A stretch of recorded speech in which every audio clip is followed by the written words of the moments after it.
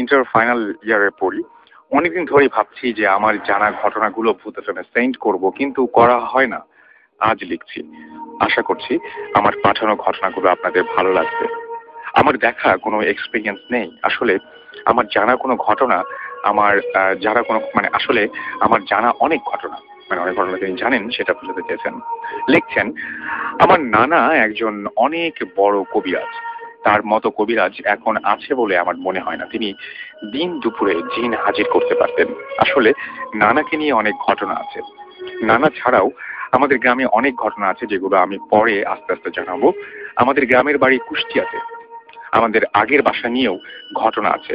এখন আমি মাঝে মাঝে ভূত এফএমের ঘটনাগুলো সেন্ড করব। তো আজকে যে ঘটনাটি বলছি আশা করছি যে পড়ে শোনাবেন। প্রায় 27-28 বছর আগের কথা।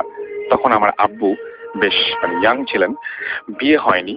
তা বলে রাখা ভালো যে আমার নানা এবং দাদা তারা ছিলেন আপন ভাই।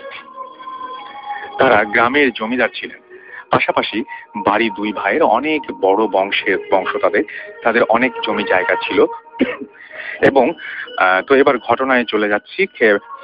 খেতে পানি দেবার জন্য মেশিন রাখা হতো মাঠের এক জায়গায়। একটা ঘর ছিল সেই সময় নানার, এবং সেখানে রাতে পাহারা দেবার জন্য কাউকে না কাউকে থাকতে হতো। নানার সেই মেশিনের ঘরে নানার দূর সম্পর্কের এক চাচাতো ভাই গলায় দড়ি দিয়ে সুইসাইড করেছিল।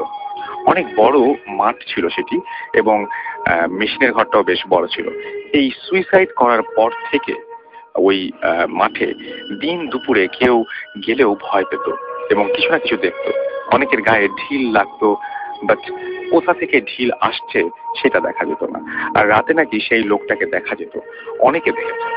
তো সুইসাইড করার পর লোকটা লাশ যখন পুলিশের অফিস থেকে আনা হচ্ছিল, তখন ভ্যানওয়ালারা ভ্যানের চাকার তাদের চাকাটা চলছিল না, সবকিছু ঠিক থাকার পরও, এবং ভ্যানওয়ালা সেটা এবং সাথে একটা চৌকিদারও ছিল, তারা দুইজন মিলে ভ্যান থেকে নেমে যখন দেখলো যে সব ঠিক আছে, তখন আবার ভ্যান চালাতে গেলেন ভ্যানওয়ালা। কিন্তু তারপর ভ্যান এক জায়গায় দাঁড়িয়ে আছে। চৌকিদার ভ্যান ঠেলা দিলেন এবং তাতেও হলো না। তারা অনেক ভয় পেল এবং দেখলো যে লাশটা বসে পড়েছে। চৌকিদার লাশটাকে অনেক শোয়ানোর চেষ্টা করলেন, বাট পারলেন না। যতবার শোয়ান ততবার বসে যায়। তারা দুজন যতটুকু পারেন সূরা পড়তে লাগলেন এবং দেখতে লাগলেন যে কি হয়। তারা অনেক ভয় পেতে লাগলেন এবং সূরা পড়ার পর ভ্যান